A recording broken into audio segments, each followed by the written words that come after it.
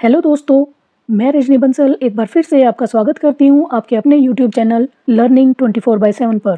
दोस्तों, RPSC school lecture paper 2 English के निःशुल्क कोर्स की कड़ी में आज जो पोएम मैं आपके लिए लेकर आई हूँ वह है the pilgrim of the night by Shri Aurobindo Ghosh. दोस्तों, the pilgrim of the night के नोट्स की पीडीएफ का लिंक मैं इस वीडियो के डिस्क्रिप्शन बॉक्स में डाल दूँगी। आप वहाँ जाकर इसका प्रिंट आउट ले लें। और दोस्तों, मेरा हमेशा की भांति आपको फिर से यह सुझाव है कि आप इसके प्रिंट आउट के साथ ही इस वीडियो को देखें ताकि मैं इन नोट्स के अलावा जो भी एक्स्ट्रा इन्फॉर्मेशन आपको दूं आप अपने नोट्स के ऊपर उसे नोट कर सकें। दोस्तों, आरपीएससी ने अपना एग्ज़ाम पैटर्न पूरी तरीके से बदल लिया है और इसीलिए आरपीएससी के न्यू पैटर्न के हिसाब से ही हमें हर टॉपिक को डिटेल में पढ़ना पड़ेगा। लेकिन फिर भी मैंने कोशिश की है कि मेरे नोट्स में कम से कम शब्दों में पूरी जानकारी आ जाए। मैं आशा करती हूँ कि भारत को विश्व गुरु बनाने के मेरे इस नोबल कोज में आप मेरा सहयोग करेंगे। तो आइए देर न करते हुए चलते हैं अपनी इस पोएम की इंट्रोडक्शन पर। The pilgrim of the night is one of the most significant sonnets from Shri Aurobindo's posthumous collection last poems 1952। दोस्तों, the pilgrim of the night Shri Aurobindo Ghosh द्वारा लिखी गई एक महत्वपूर्ण सोनेट है और इसका प्रकाशन लास्ट पोएम्स नाम के कलेक्शन में 1952 में पोस्टह्यूमसली यानी उनके मरणोपरांत हुआ था। इस सोनेट को श्री औरोबिंदो ने अपने जीवन के अंतिम वर्षों में लिखा था और यह पोएम श्री औरोबिंदो और द मदर के द्वारा विकसित किए गए इंटीग्रल योगा का एक पोइटिक रिकॉर्ड है। दोस्तों, इंटीग्रल योगा का अर्थ है ऐसा योग जो कर्म योग, ज्ञान योग, हठ योग, राजयोग, भक्ति योग का सामंजस्यपूर्ण मिश्रण है। कुल मिलाकर आप इस पोएम को एक आध्यात्मिक पोएम कह सकते हैं। जिस प्रकार पुरानी आध्यात्मिक पोइट्री में आत्मा को मृत्यु लोक की पीड़ाओं से बचकर स्वर्ग की ओर जाते हुए दिखाया जाता है, यह पोएम इसके बिल्कुल उलट है। इस पोएम में स्वर्ग से एक आत्मा का पृथ्वी पर आरोहण दिखाया गया है। स्पीकर यानी जो आत्मा है उसने ज्ञान प्राप्त कर लिया है और उसके बाद वह अपनी इच्छा से इस संसार के अंधेरे में वापस कूदती है ताकि वह इस संसार को बदल सके। दोस्तों, यह पोएम आध्यात्मिक अग्रदूत के बलिदान को दिखाती है जो कि दुनिया के अंधकार रूपी रात्रि को सहन करता है ताकि मानवता को प्रकाश का रास्ता दिखाया जा सके। इस पोएम के ऑथर हैं श्री औरोबिंदो, जिनका जन्म 1872 में और मृत्यु 1950 में हुई थी। दोस्तों, श्री औरोबिंदो का जन्म 15 अगस्त 1872 को कैलकाटा, बंगाल में हुआ था और उनके जन्म के दिन ही 1947 में इंडिया को इंडिपेंडेंस मिली थी। इसीलिए उन्होंने अपने जन्मदिन को डिवाइन सैंक्शन कहा है।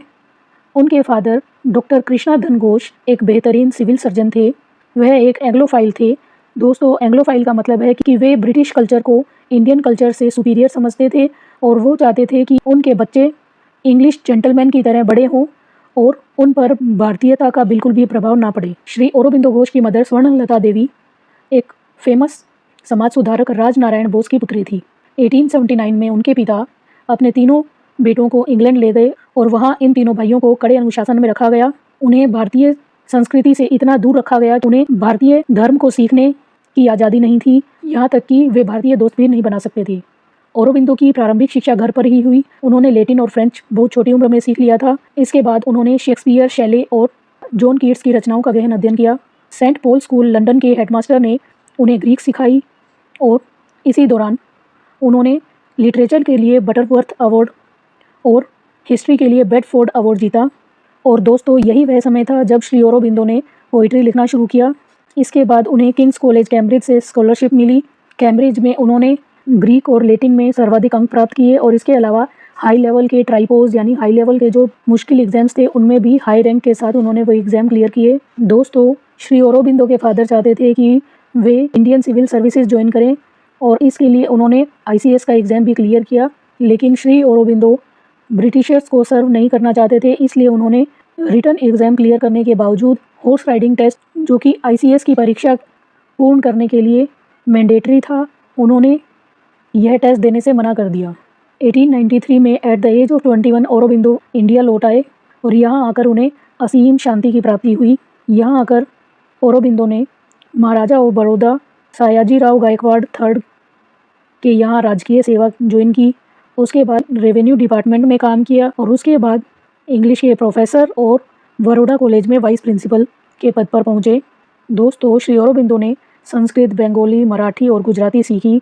उन्होंने यहाँ आकर रामायण, महाभारत, उपनिषद और कालिदास की रचनाओं का गहन अध्ययन किया और इनसे प्रभावित होकर उन्होंने वासव दत्ता जैसा नाटक और उर्वशी जैसी नरेटिव पोएम्स लिखी। दोस्तों, इसके बाद श्री अरबिंदो अज्ञात नाम से इंदु प्रकाश जर्नल में आर्टिकल्स लिखने लगे। अपने आर्टिकल्स में वे इंडियन नेशनल कांग्रेस की कटु भर्त्सना करते थे क्योंकि वे उनकी मेंडिकेंट पॉलिसी यानी भिक्षुक नीति के सर्वथा खिलाफ थे। दोस्तों, भिक्षुक नीति का अर्थ है कि इंडियन नेशनल कांग्रेस छोटे छोटे सुधारों के लिए भी ब्रिटिशर्स के सामने गिड़गिड़ाते रहते थे।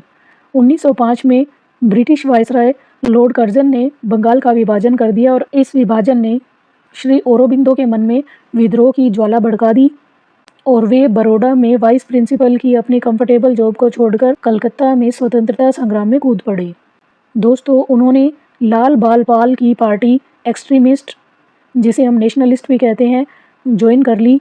इसके बाद वे इंग्लिश न्यूज़पेपर वंदे मातरम के एडिटर बन गए। उनकी एडिटोरियल्स लोगों में जोश भरने वाले, अत्यधिक बुद्धिमत्तापूर्ण और प्रेरणादायक होते थे। श्री अरबिंदो घोष भारत के पहले ऐसे नेता बने जिन्होंने सार्वजनिक रूप से पूर्ण स्वराज की मांग की। आइए इसके बाद पढ़ते हैं द अलीपोर बॉम्ब केस, जो कि 1908 में घटित हुआ था। दोस्तों, पुलिस ने श्री अरबिंदो के भाई बरिन के ठिकाने पर रेड डाली, जो कि क्रांतिकारी गतिविधियों का केंद्र था। हालांकि अरबिंदो बम बनाने में प्रत्यक्ष रूप से इन्वॉल्व नहीं थे, लेकिन इस पूरे बम कांड का ब्रेन श्री अरबिंदो का ही माना जाता था। इसलिए श्री अरबिंदो को अरेस्ट कर लिया गया और उन पर राजा के खिलाफ षड्यंत्र रचने का आरोप लगाया गया। श्री अरबिंदो को अलीपुर जेल में 1 साल तक सॉलिटरी कन्फाइनमेंट में रखा गया।